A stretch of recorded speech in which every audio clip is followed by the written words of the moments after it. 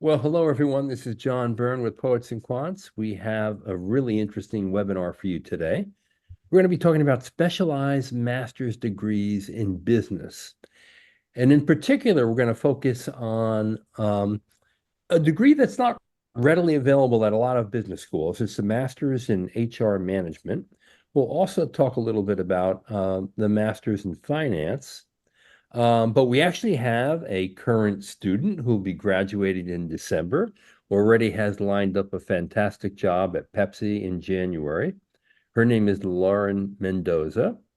And we have a recruiting and admissions coordinator at Ohio State Fisher College of Business who recruits for the Master in HR Management program as well as their Master's in Finance, Jared Otsutz. So, Ohio State actually has a portfolio of 5 specialized masters. In addition to the 2 that I mentioned, there's one in accounting, there's one in business analytics, and there's one in an area that Fisher College of Business is really famous for, supply chain management. But Jared, I want to have you first give us a brief introduction of the Master in HR Management program, and then we'll introduce Lauren, and then we'll talk a little bit more about the Masters in Finance program at Fisher. Yeah, sounds like a plan. Thanks, John. The Masters of Human Resource Management program here at The Ohio State University and the Fisher College of Business is a opportunity for students to pursue the program either full-time or part-time. If you are pursuing the program at a part-time rate, that is a 3-semester program, which Lauren is participating in. And a part-time basis would be a minimum of 6 semesters, but you do have up to 6 academic school years actually, to stretch that out if you needed to take some time with that. So it's really flexible for anyone who is wanting to pursue higher education or higher degree. Regardless of the pathway that you choose, the program is the same. It's the exact same program. There's no difference in the curriculum for a full-time or part-time student. It's just the duration of the program that's different. The program is offered, and it's an evening-based course. So your programming is going to be happening between the hours of 6:15 to 9:30. So any required coursework that you would have to complete the program will be completed during those hours. You do have the opportunity to choose from a wide variety of electives. Some of those electives may be during the day, if those are ones that work with your schedule and that you choose to do that, but not something that's required of you that would happen earlier in the day. So it is an evening-based course. The program itself is 39 credits. If you're pursuing the program at a full-time basis, you would start autumn semester, then spring semester, summer internship, or a practicum experience of sorts. There's opportunities to do a tutorial option. So if you're a working professional pursuing this program, you can work on a project with a faculty member to achieve that practicum experience. You also have the opportunity to do a thesis option instead as well. If that's something that you're interested, if you're interested in pursuing a PhD down the road, that might be a good experience for you. And then you're going to return for one last autumn semester and graduate at the end of December, is the structure of the program. That's great. Now, obviously, I think that this is a program that's ideal for people who wanted to get into people management and human resources. But I wonder if you would say, who's the program best suited for? Yeah, I would say this program attracts a wide variety of individuals from a number of backgrounds of the programs that I recruit for, and as you mentioned, accounting and finance. This program in particular attracts students from all over and different diverse backgrounds. So maybe they're coming from directly out of undergrad, and maybe they're coming from an HR undergraduate degree or a business degree. But we do also have a lot of students coming from other social sciences like political science, sociology, psychology, other humanities, and that tends to be, I think, the vast majority of the students who are coming to this program full-time basis. If they're coming at a part-time basis, this might be someone who is already working in HR, who is wanting to advance their career. That could be somebody who is wanting to do a career shift. Maybe they've been introduced to somebody who's been working in HR and that sparks their interest and they're wanting to develop that pathway. Some folks have had an entire career in something else and have come in. If you look at the profile, we have a wide variety of ages. You have some people in the cohort who are in their 50s in the moment. Wow. So it's definitely a wide variety of ages, and this is always in backgrounds, and that's always going to provide for a really great conversation in the classroom and group projects and presentations and a wide variety of perspectives. And Lauren can maybe speak to that a little bit more because I think her cohort is no exception to that diversity, and she can speak to that as well. So anyone who has an understanding of what HR professionals do and they can justify and have a motivation for understanding what role they play in an organization, and they have a genuine interest in that, then this program would be right for them. That's great. Now, Lauren, what led you to pursue the degree? And I wonder what you were doing before. Yeah, great question. So I actually attended Ohio State for undergraduate studies. I went into Fisher, so I was already in the business school, and I already was So like, I knew you weren't the 50-year-old student in the program, but yes, right. So I'm a more unique case because to Jared's point, it is a very wide, diverse group of people from all majors and backgrounds. I am more unique because I did come straight from Fisher, straight from the HR specialization in Fisher. However, I loved Ohio State so much that I only applied to actually this school. It was either this good for master's in you. HR program or I'll, accept that maybe it wasn't meant to be and move on, go to a job opportunity, but I got in. And I just loved my professors in undergrad, and there's some overlap from the undergraduate HR professors into the graduate level, and I wanted to continue that. Because something that I really loved about my undergrad experience that trickled into and goes above and beyond in the graduate level is that it's very much real world application based. So your Mm, exams aren't regurgitation of like information. It's essays, but the essay prompts are a certain situation at work. You're an HR manager, an employee brings up X concern. What are you going to do about it, essentially? And you have to use higher level thinking and apply what you've learned from the textbook concepts into that real world situation. It's tough. It is. It's hard. But it's real life. And that prepared me for my internship at Pepsi because every day it was essentially that. You're thrown in a different employee concern, a different legal concern, and you have to apply what you've learned in the classroom and kind of roll the punches. So it definitely has prepared me for that internship. And it's definitely like exceeded all expectations, the graduate version of this, I guess, degree, I can say. And I just had a great time. So going direct from undergrad to graduate school, and at the same school as well, Fisher, were there any credits that you earned in your undergraduate years that you could apply to the degree or no? Yes, so I actually had the opportunity to request to waive some of the courses. So there's not a total overlap because it is graduate level, it's still higher level thinking, it's more expansive. But there were a couple of classes, two classes I was able to waive just because my professors, they knew me and they were honest with me. They're like, Lauren, there's about an 80% overlap. I don't want to waste your time. You did really well in this class. I recommend you talking to your academic advisor. And I did. And, she saw my transcript, she saw the communication between me and my professors, and they were able to let me kind of waive that. But, I still needed the credit hours. So I took additional electives. So it was a win-win, very reasonable. And I was able to have that good experience with elective courses. Now, one thing about a specialized master's degree is you have to know what field you really want to enter, and clearly you're very much interested in people management. So I wonder where that interest comes from. Yeah, so I actually always joke that HR is in my blood because my mom is an HR manager herself. Ah, Um, there you go. but I always loved business. One thing that fascinated me about business, being a business major, is that no matter what economy you live in, whether it's a socialist economy, capitalist, etc., there's businesses. Like that's going to exist no matter what. That's a constant. And so that fascinated me a lot. And what I like about business is that it really requires that higher level thinking. There's a joke that actually I make with my cohort members that all my business school professors tell me that the answer isn't concrete yes or no. It depends. It depends. It's black, like it's not black and white. Right. It's all shades of gray. It's a Sure. walking paradox. And that's what I like about it. It's challenging. There's no one size fits all approach.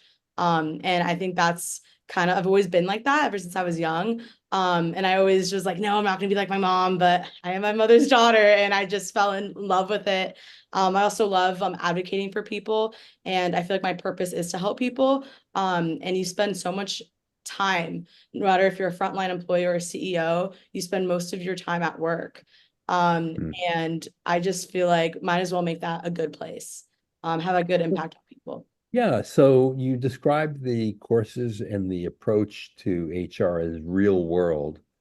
So I'm imagining the courses are very practical and not all that theoretical. I wonder if you can give us the names of some of the courses that you've taken and give us a little insight about what you've learned. Yeah, so actually my favorite course that I've taken is called Change Management, Change in Project Management with Professor Dr. Lawrence Inks. And that course changed my life. He really emphasizes Cotter's 8-step like change management model. And I used that all 8 steps for my project, my internship project with PepsiCo. So my project essentially was to revamp the new employee orientation. So that was the new hires for the frontline roles. So these are undesirable roles. They're hard, they're third shift. They don't pay too great. You have to work with harsh chemicals. And my task was to have that onboarding orientation experience to increase employee engagement. So get them excited despite all of those variables, and to increase site leadership. So I had to do a lot of change as a little intern. And I Wow. used Cotter. I used that from Lawrence Inks, and he really grilled that into my mind. And his exams were exactly what I described earlier with the here's a situation, figure it out with what I taught you. And that's exactly what I did with Pepsi. I was given that situation and I figured it out with what he taught me with Cotter. So I celebrated small wins. With each like little update I did, I took pictures with the employees' consent, of course, and I would send it to operations staff and site leadership. Like, oh, like look, they really enjoyed that we brought Chester Cheetah, the mascot, out.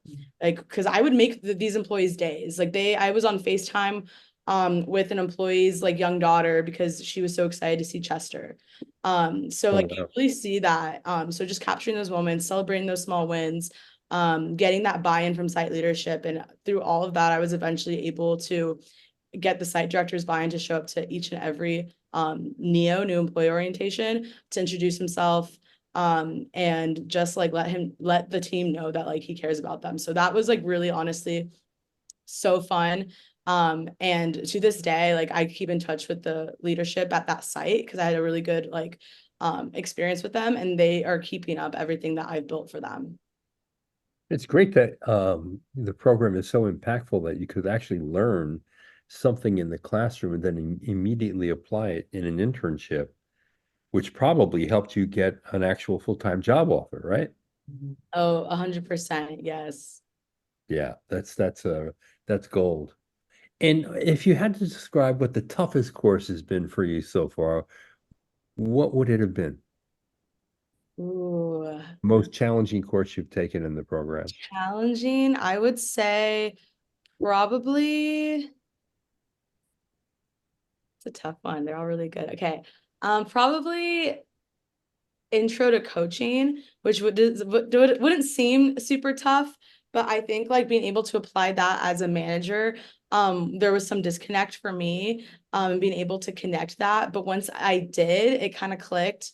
And I think there's so much value in being a good coach because there's a lot of overlap between being a good leader, manager, boss, and a coach.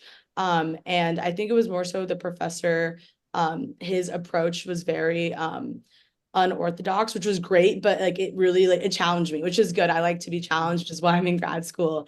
But it really like forced me to think outside the box and be comfortable with the uncomfortable. And just applying like coaching endeavors to like everyday life. I would also say high performance teams. I think that one was a good Mm. one too, about studying like different dynamics of teams and how like what makes a team a losing team versus a winning one.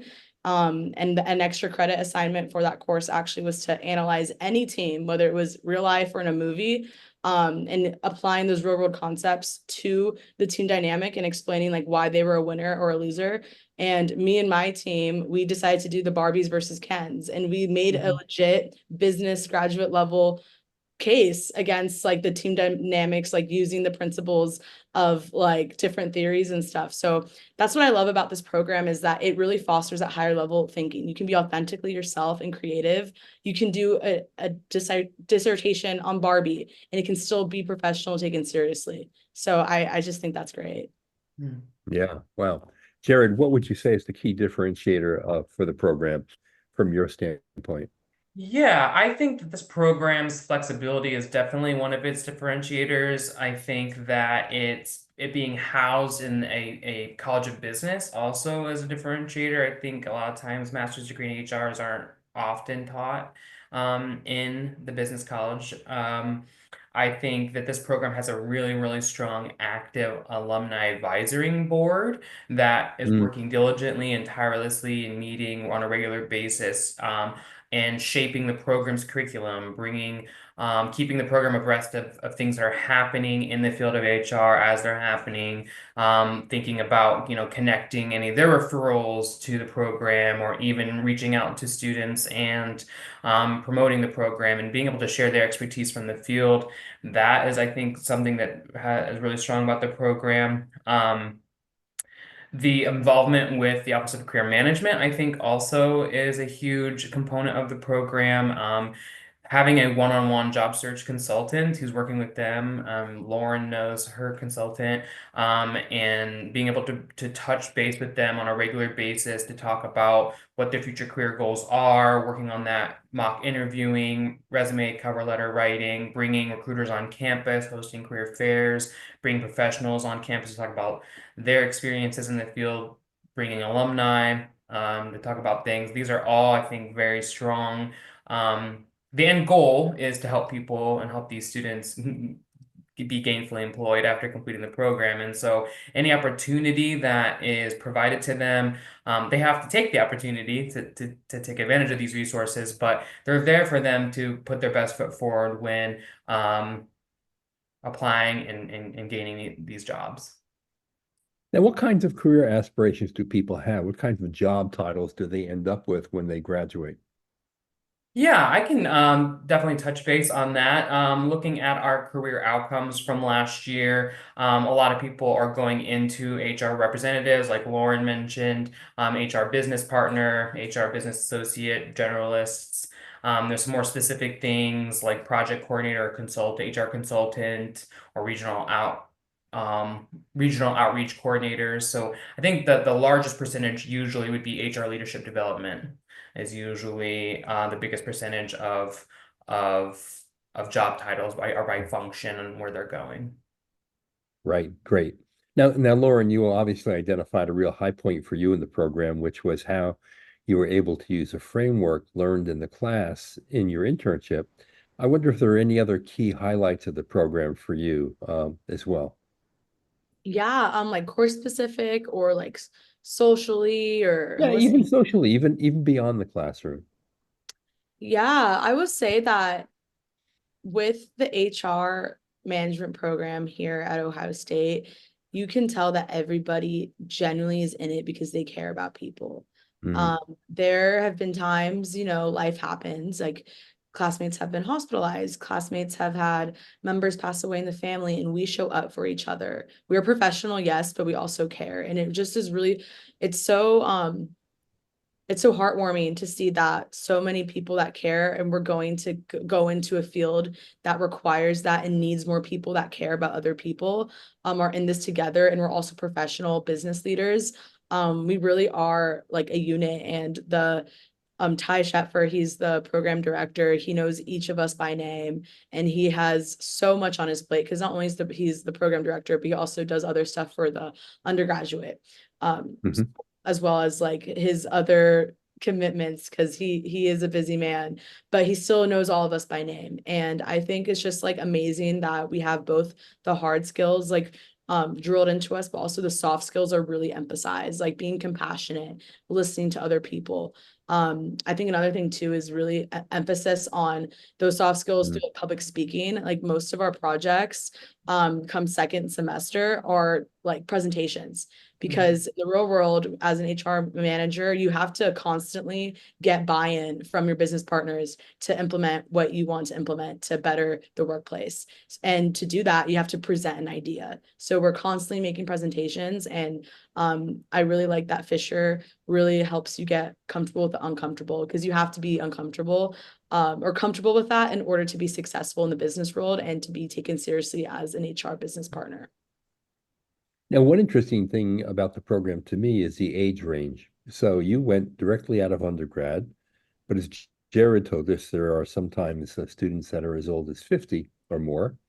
What's that like? Because in a way, that's kind of what the real world is like. But usually in a university or college, you tend to obviously gravitate to people of your own age, and they tend to funnel the same age range much tighter in any given program. What was it like to attend the program with people who had lots of experience, little experience of all ages?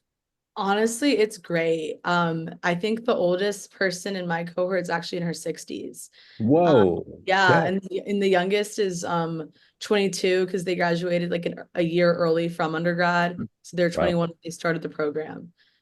So I love it. I think my whole thing is diversity comes in all forms, age being one of them. Diversity of thought is also a huge underlooked aspect of diversity and inclusion. And I think what it does is, to your point, it really opens your eyes to different perspectives, different experiences. For instance, a huge hot topic in HR is always diversity and inclusion. And we talk about, appreciating how far we've come, but also, criticizing like what much more work we have to do. But Sure. it's really nice and humbling to hear from like the 6-year-old woman in my cohort about how she got fired for being pregnant. And that was Oh, wow. legal back then, Yeah. like just blatantly. And like obviously there's still work to do, but it really makes you appreciate, as business professionals, like, wow, we're in school now learning about how that's not okay. So it really, I think, really adds perspective. You learn from other people what they've done. There's like a former Walmart exec in my program as well. She's amazing too. She's like taught us a lot of stuff about like the frontline and field HR. And it's just really cool to see different experiences, different perspectives. There's a lot of moms in the program, which personally for me, because one day I do want to be a mother, but I also really value my career. So it's really nice to kind of see what that would look like Mhm. in the future. Because Sure. not only are these women, mothers and in grad school, but they're also working full time. So it's just Wow. really inspiring that like to know like, whoa, you can have it all. It'll be hard, of course, but like you really can. And also just hearing too, because there are men in the program as well. HR is women dominated, but there are men as well. And like hearing their perspectives on it is very interesting. And yeah, to answer your question, I kind of went on a whole spiral, but it's really great because you get just different perspectives. That's great. Now, Lauren, what surprised you most about the program? Or maybe there's something that you learned in the program that you wish you knew before you actually applied and took the program. Yeah, I think what surprised me the most is I didn't realize how strong the MHRM program at Fisher really was. So I Mm. was biased towards Ohio State already because I loved being a Buckeye in undergrad. And I applied because I just loved my experience that much. However, to Jared's point with the office and career management counselors that give you that individualized free like resource and support, like that opened my eyes to just how great and like how reputable this program really is on a employer grand stage scale. Like for instance, we have these close relationships with employers such as PepsiCo. How I got my internship in the first place was through a closed event that they particularly recruit Ohio State MHRM students for. It was closed only for us and them, and that's how I even found out about the opportunity. But it's not just, it doesn't stop at Pepsi. There's also Wendy's, Keurig Dr. Pepper, Dick's Sporting Goods, ExxonMobil, and it also doesn't just stop at like the super big companies that they also have connections with the nonprofits if that's more your speed. So Right. I guess I just didn't realize how reputable the program really was. Like for me, it was more like, oh, I love this place, you know, so I applied, but it was such a pleasant surprise. And I cannot like thank this program enough for like giving me like the opportunity with Pepsi. I always say that the best decision in my life was going to Ohio State, and the second was working with Pepsi. Fantastic. Jared, what advice do you have for people who like Lauren, or maybe even a little younger than Lauren, who are now in that stage where they're thinking, okay, I want to further my education, I want a graduate degree. How do I align my own passions and interests with the degree that's right for me? Yeah, I think definitely follow your gut and what areas that do interest you. I'm not saying you have to have it narrowed down completely, but being able to at least communicate what interests that you do have. Also, ruling out things that you know you don't like. That narrows the list down too. Things that you know you don't want will help us eliminate some things as well. Reaching out to admissions professionals is always welcome and always acceptable and encouraged. We can connect with you, tell you ins and outs about the program to see what aligns with your interests, deep dive into curriculum, into profiles, and seeing what career goals they might have. But reaching out to those officials, no matter the school, of course, I'm biased to OSU, so reach out to me, and I can definitely connect you with the right people. I can connect you to a current student in different programs. I can connect you to alumni of the program or faculty of the program to kind of have them deep dive into things as well to really let you walk away with an understanding of what the program is, and then you can do some soul searching and seeing what's going to align with your career goal a little bit better. I also always encourage people, if they have a way on their own, to also reach out to folks who are in these roles in the real world to learn a little bit more as well, and seeing if it's something that truly does interest them or if that encourages them to apply for a program. So I would definitely always encourage those things. Now, you actually recruit for 3 of the 5 specialized master's programs at Fisher, Yeah, accounting, finance, and HR. yeah. How do the finance and accounting programs differ? Because I imagine they differ quite a bit from the HR Yeah, management program. Yeah, that's something that I like to always point out. Some students might come to me and not have a full understanding of what the difference between a master's degree in business administration and MBA is versus a specialized master's degree. Because you can get an MBA with a concentration in HR or a concentration in finance or something like that. However, these are professional programs. Specialized masters are geared towards producing professionals in these areas, and they're deep diving into these areas. Your curriculum is going to be jam-packed with these subjects and these topics. So finance, master's degree, you are taking really technical finance skilled courses. So if you don't really, if you're looking for a career in finance and you know that's what you want to do, then a master's of finance is going to be for you. Likewise with accounting. That coursework is the same idea. It's geared towards producing accounting professionals, preparing them to sit for certifications like the CPA, getting them those higher level graduate accounting courses, more advanced tax courses, more advanced auditing courses. These things that are really going to help a student jumpstart their career versus maybe just doing an entry level position in these areas. So if they have an interest in specific areas like HR, like finance, like accounting, then specialized master's degree programs are right for them. An MBA program, that is going to be typically a longer program meant for people who have had some years of work experience. Not always is the case. If you're a really strong candidate, sure, you might be able to enter in after undergrad, but a lot of the times that's required, work experience is required, and it's a much broader general degree, master's degree program where you're pulling from a lot of these different areas to really help you boost some managerial experience in managerial roles or executive roles. Great program. But if you have a specific interest in a specific profession like accounting, HR, or finance, then those master's degrees are definitely specialized master's degrees are what you're looking for. No, so Lauren, actually, this raises an interesting point because I wonder if you had, in fact, considered an MBA with a concentration in HR as an alternative to the master's in HR management. Did you give that any thought, or you decided for whatever reason Yeah, against it? It's actually a really good question because I do plan on getting my MBA still. Like that's always Ah, been my goal, actually, to get my MBA. But the okay. reason why I decided to get my MHRM first um was because I realized that when I enter the workforce, I want to be the most prepared as I possibly could. And I knew I wanted to be an HR professional.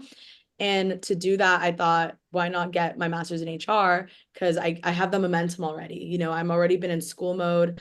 And then particularly for me with Fisher, like I knew the professors, I knew like the environment. So it just made sense. However, for MBAs, though it's not a requirement for a lot of programs, I feel like it really is a good benefit to have a couple of years under your belt in the real world before you Yes, go there. that really is true. It Absolutely. really is not even just for your acceptance into the program, but for you to be able to thrive in the program, to relate to the concepts, you know.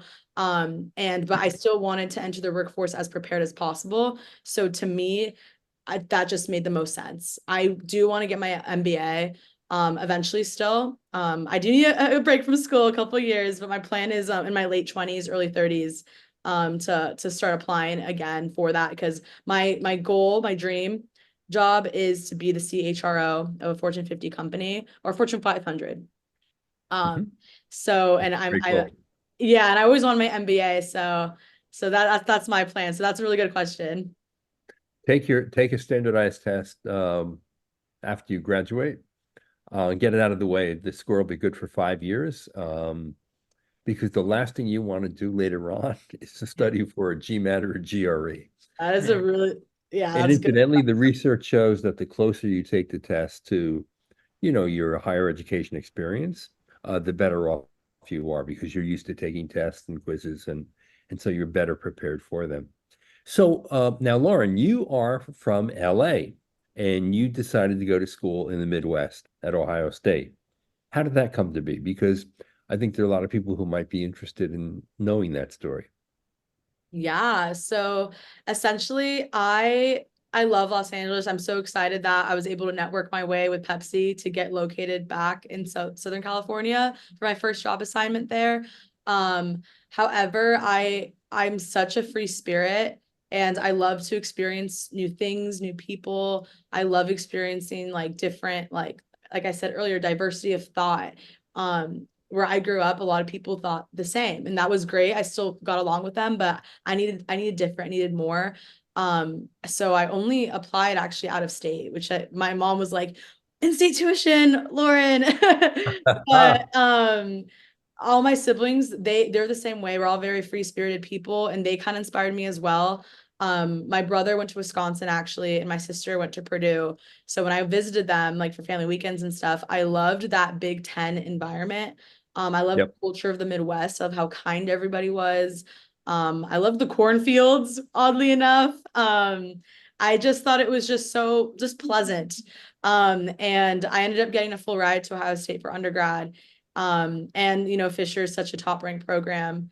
It just felt like the right thing for me. And I'm so grateful every day that all of that aligned for me because I met, you know, my best friends there. I fell in love with Fisher clearly because I applied to get my master's there.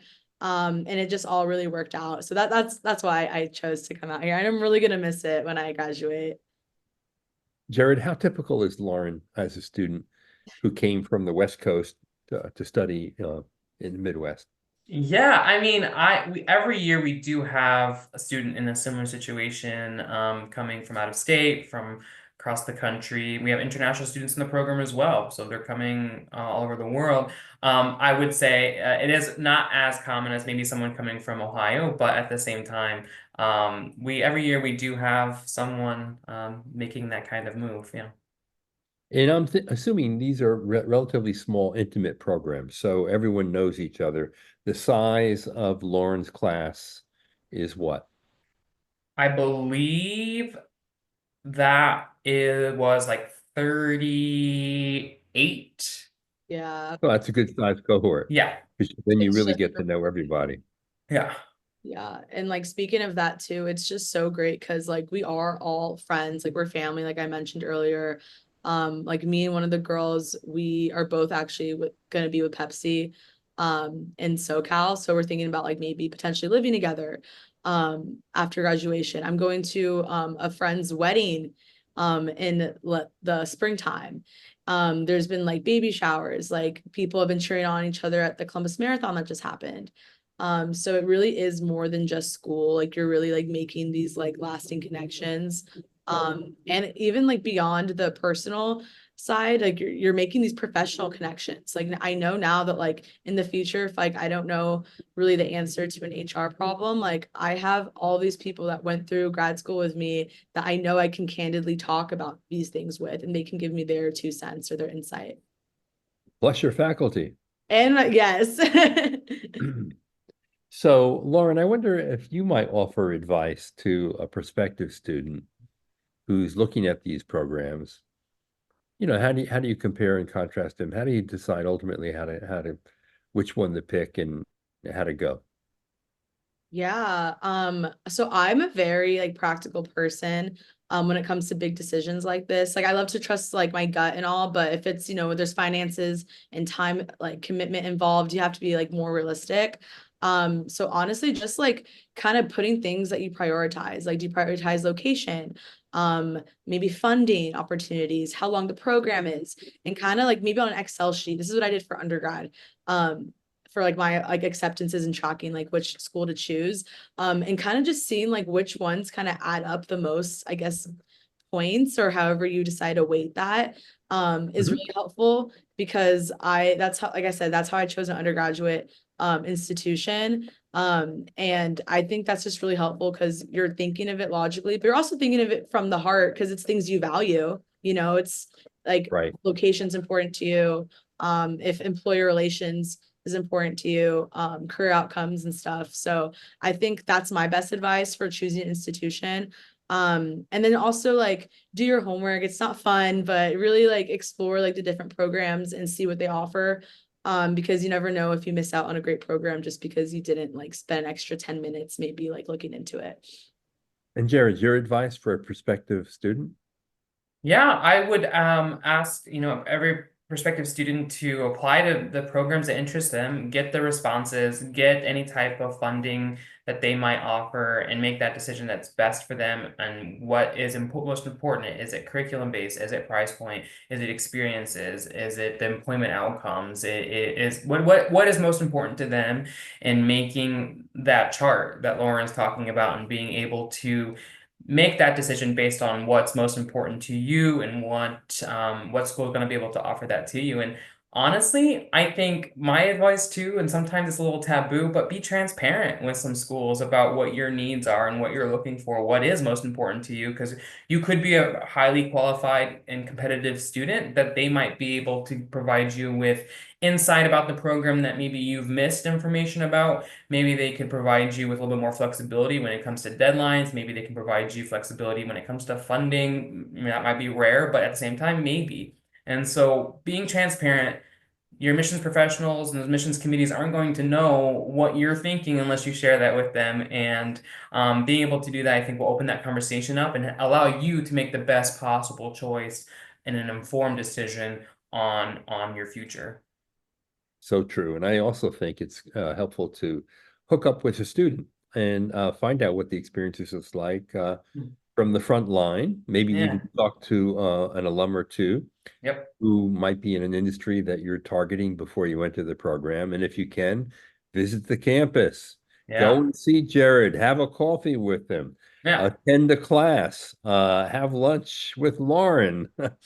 And then, you really will be kicking the tires and knowing what's best for you and knowing if the fit is right for you.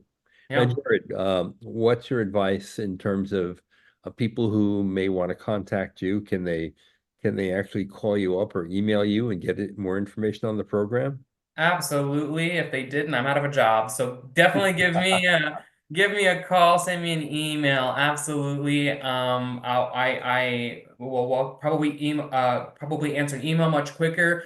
If we want to connect, I can send you a link to my calendar, and we can connect and schedule a one-on-one there to talk about your interests and about the program and answer your questions individually. Fantastic. Well, Lauren, good luck in your and finishing the program in December. You're at the tail end now, and then starting your new adventure in Orange County with Pepsi. Thank And you. Jared, thank you for being with us as well. Really appreciate it. And for all of you out there, I hope you really got a good sense of what the HR Masters in Management program is like at the Fisher College of Business at Ohio State University. And again, I'll remind you that if you're interested in finance or accounting, Jared's your guy. He handles recruiting for those two programs as well. I'm assuming if you're interested in business analytics or supply chain management, you got to find someone else who's I can connect you. You can still reach out and I can point you in the right direction. Exactly. All right. Well, thanks for watching, everyone. This is John Byrne with Poets and Quants.